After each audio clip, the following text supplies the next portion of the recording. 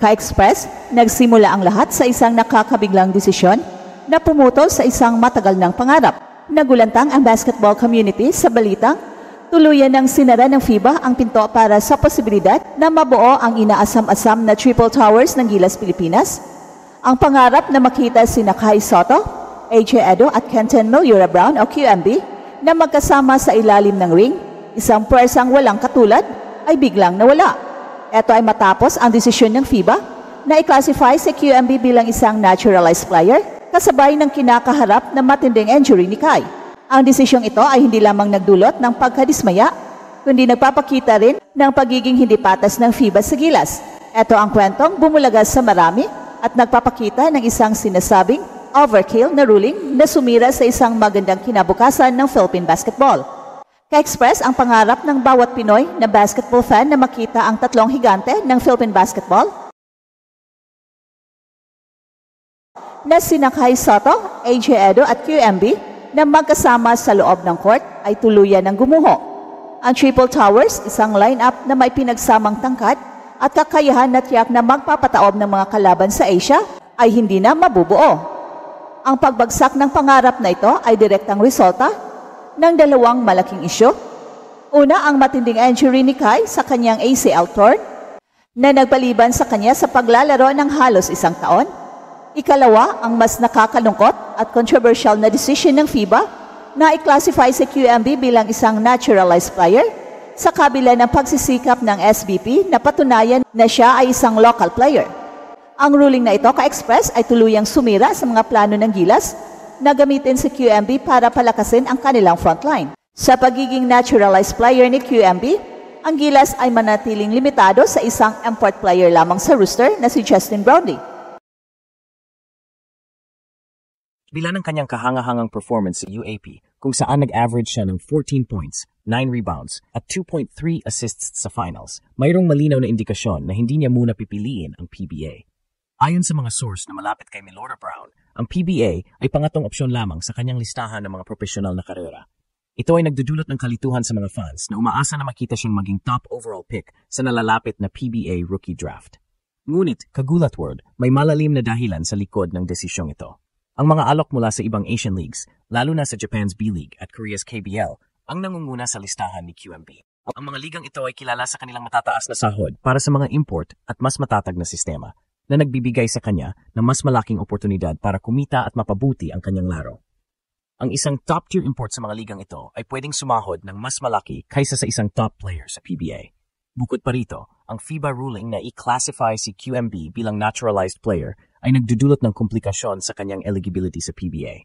Sa limitadong slot para sa mga import, mas pipiliin ng mga PBA teams na kunin ang mga local talent sa draft na nagtutulak kay Milura Brown na tumingin sa ibang lugar.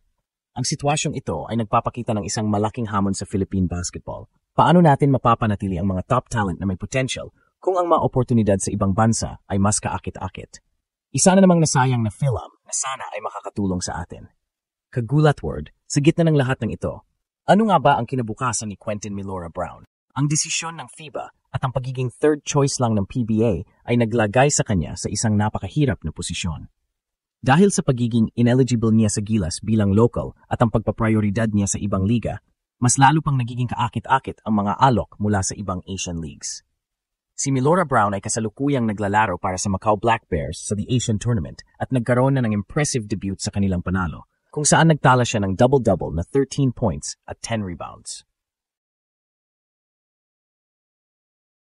Ang mas nakakagulat na balita, Kagulat World, ay ang nakatakdang pagtutuos niya sa kanyang dating inaasahang team. Ang Macau Black Bears ay maglalaro sa isang tune-up game laban sa Gilas, Pilipinas sa Hulyo 28 sa Smart Araneta Coliseum.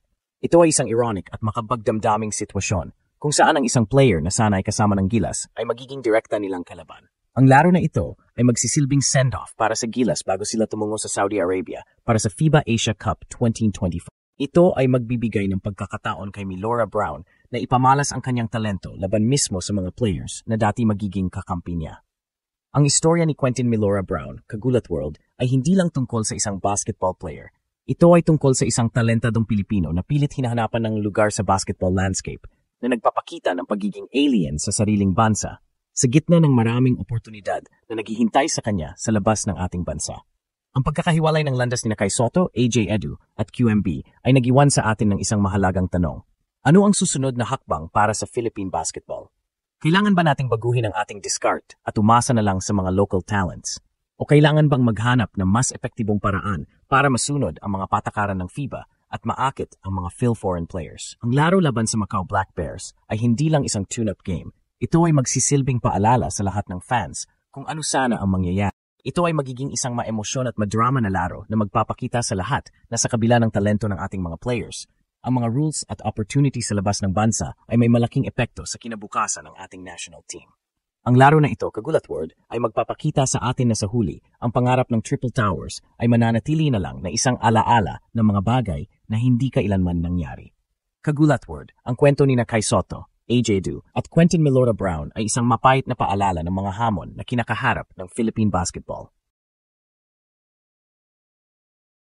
Ang desisyon ng FIBA na i-classify si QMB bilang naturalized player kasabay ng injury ni Kai Sotto ay nagiwan sa atin ng isang hindi malilimutang what if, ang pangarap na Triple Towers.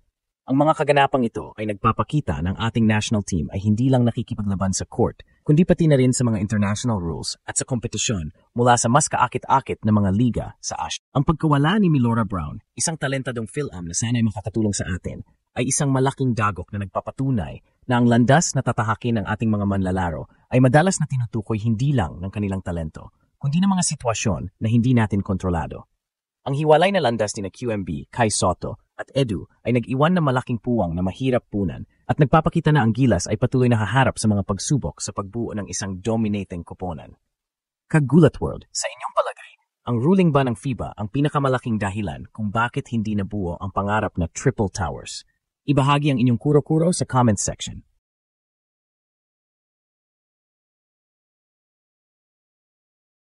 中に送る森井から決めてきたエンドランインケからインサイドカイソット逆サイドにはオリバーそれから須藤がいますが高さを生かしていきます選手交代はなくカイソットここは外ショットに入れていく戻ってきたボール中に入っていきますもう一度合わせるカイソット取る決まらないまだ横浜ボールです体をぶつけながらカイソット沈めたいませんよねなるほど河村シュートまではいかないカイソットがパス通ってカイソットダンクで中に通ってカイソット決めたないという横浜支店激しいユド井出さんに体を当てながらのダンクショット河村からの取ったカイソットかわしてからのショット太田ロードスもう一度ダンクオリバーからのカイソット河村いけるかここは